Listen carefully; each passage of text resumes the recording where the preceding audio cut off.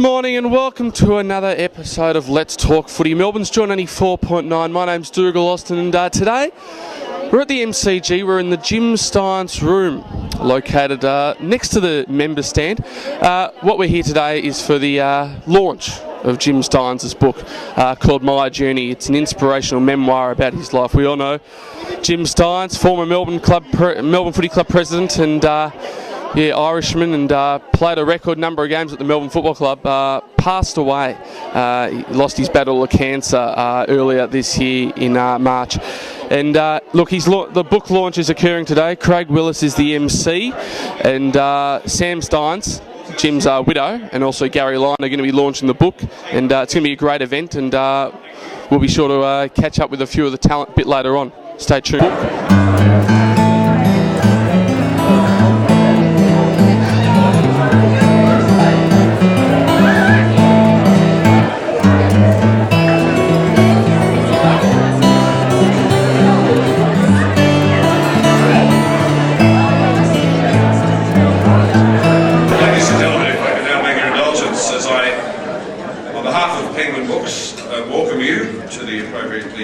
Jim Stynes Room here at the MCG.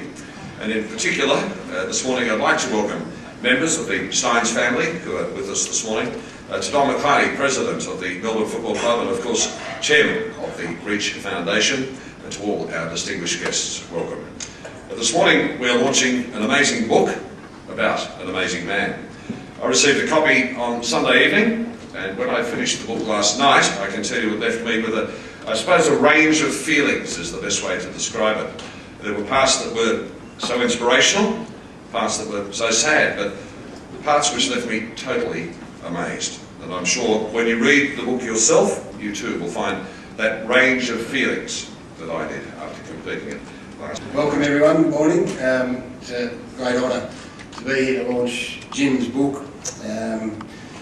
These are my notes that I just wrote 2 minutes ago, because I feel like I've spoken about Jim 100 times, and I was sort of driving here today saying, what more can you say about this man that hasn't been said before? I also got the book Craig delivered to my house on Sunday, and sat down, and the first thing you do when you receive a book written by one of your mates is you go straight to the pages where you're involved. So make no mistake, Sammy, I got my highlighter out and went to the parts where I saw my name and made sure the bastard got it right. The great irony, of course, is he's not here for me to be able to take exception with anything he wrote. Happy to say he got most of it right. It's a wonderful recollection. I can't, unlike Craig, say that I have finished it all, because it's still pretty raw and brought back so many memories. Actually being in this room, in the Jim Stynes Room, brings back memories, of course, where we celebrated his great life after the funeral. And the last time I was here, I think Brian Senior poured 5 whiskies down my throat, and that was the start of something pretty big that night. He didn't let me down, Jim, in the book, because as I've written about and spoken often, my favourite way of dealing with Jimmy was to hang shit on him, and he only ever had one recourse, and that was his one joke in life, which I've spoken about often. And I thought he better put this in the book, otherwise he would disappoint me, and he did. It was when he reckons he turned up for his first day of training and met me for the very first time, and I couldn't understand him, he probably didn't understand me, but he says that he went home, I think he was staying with the Caddy family, and he said, I've just met my first Aboriginal.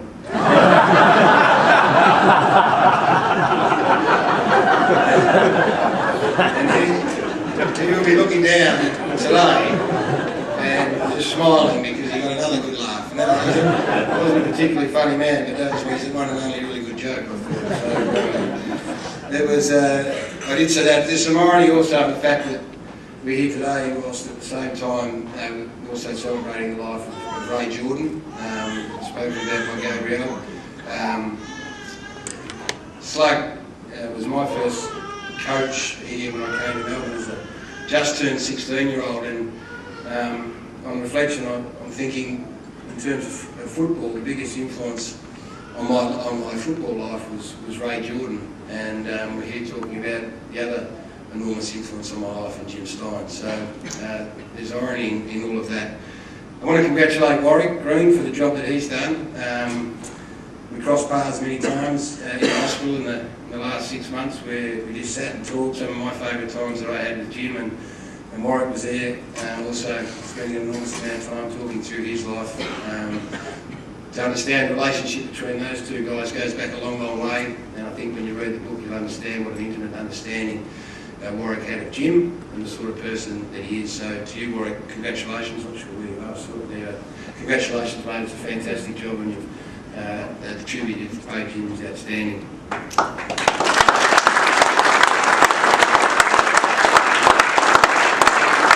It's really important that the book was written too. I think when you read it, like me, there'll be times when you get really uncomfortable, probably about yourself and how you handle adversity and how you deal with relationships in your life.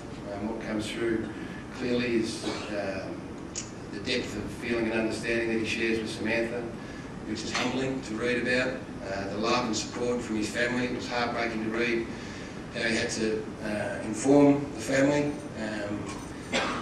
The reaction from them was understandable and entirely in keeping with how close-knit and tight-knit the Stynes family is. So to have them here today is also fantastic, and you guys also, I know how very proud you are of him, but to have this book forever as a reference point is a truly wonderful thing. So it's a story that has been told over and over again, and right now Jim's story is really fresh in our mind because we continue to be amazed and in awe of what he's been able to do. But over time, like everything, I suppose, the memories will lessen a little bit, and I just think it's so critically important that this story continues to be told, and not so much for my children who have grown up with Jimmy in their lives as well, but for their children and their children after that, to be able to hand that book over and say this is the story of the most amazing man I've ever met is a wonderful thing to have. So we look forward to that enormously. Congratulations to Penguin too, as Gabriel says. I've had a relationship with Penguin now for, I'm not sure, 10 or 12 years, having written kids' books, and we might be able to do a 2-for-1 deal, speaking with again. Never launched the book before, but it does give me great pleasure, and as I said, Jimmy would be laughing right now because I often joke that I was his PR agent, and the amount of tributes that I paid to him over the journey as he retired and played his 244th game, won his Bravo, but you never get sick of talking about legends and icons, and I dearly love him and will always love him, and I'm going to treasure that book for the rest of my life. So without further ado, I officially launch the Jim Stynes story.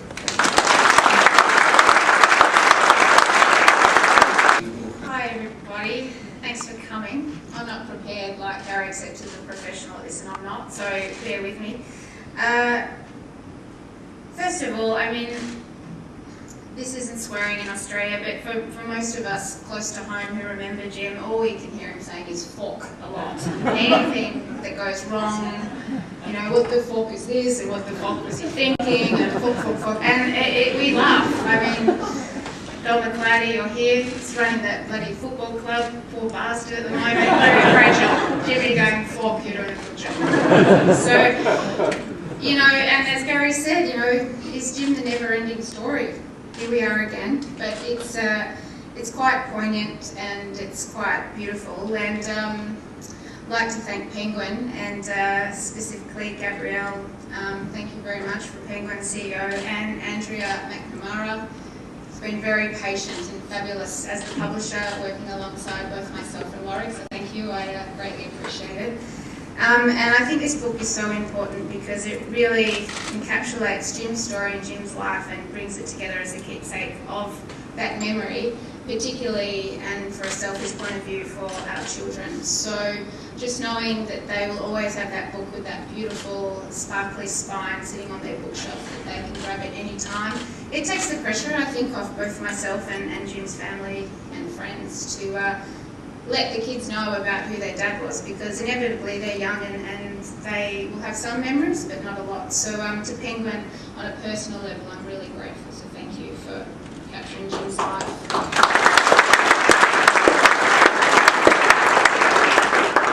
And Warwick, wherever you are, poor Warwick.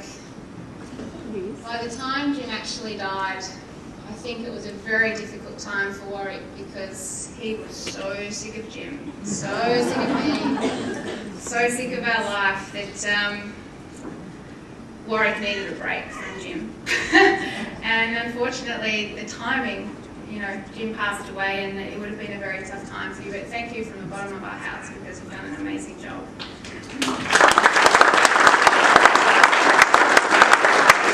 And look, there's so many people for me to thank, and obviously I won't bore you with naming everyone, or we'll be here forever. So just briefly, Garry, thank you so much for everything. You know, you are always you're always there for Jim, and you continue to be there for the children and I, so thank you very much on a personal and professional level. Don McClarty, my ringing dad, doing a good job. Thank you so much. Mark Clemens, who Jim asked to look after me after he passed away. I'm not sure if Mark's here, and Steve Izard, where is he? There he is. Thank you so much. So, you know, it's I'm not surprised that Jim would have done that, but I really appreciate it, so thank you guys very much.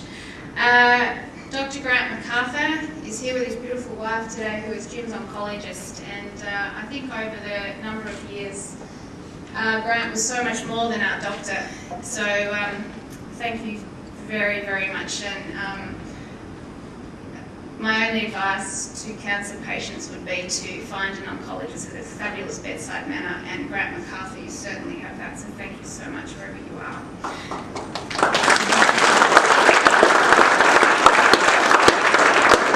To all my girlfriends, they've really been my rock throughout this whole journey. I've got many beautiful girlfriends. I'd just like to make special mention today of Kirsty Fletcher, who's my best friend. I'm sure she's here somewhere. Thank you so much for those hours and hours of phone calls and listening to me cry and those calls in the middle of the night.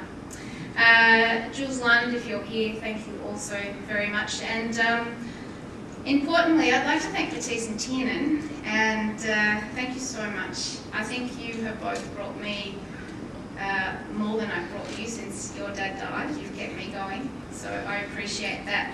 And who has really helped Matisse and Tiernan, who I must really thank, is Wesley College, because without the school community, Mr. Brenker and everyone that's here, you know, to have that normality every day of school drop-off, your kids going to school with beautiful teachers, beautiful friends, beautiful sports teams, I mean, it just makes life normal, and there is no way we would be getting through this without the support of the school and the community, so I couldn't appreciate that more, so thank you very much. And yeah, the book is, like Garry said, it's a bittersweet read. I think it's a slow build, and it's one, I found it to be one of those books where you finish it and put it down, it can affect you quite a lot. So, you know, I think Jim did a great job, and the book's fantastic, but it brought Jim a lot of therapeutic type things. It helped him. So if it helps anyone else out there facing adversity and challenges, that's great, but I think it's important that people know that writing that book actually was great therapy for Jim and helped him grow as well. So thanks everyone for coming, and yeah, I hope you enjoy the book.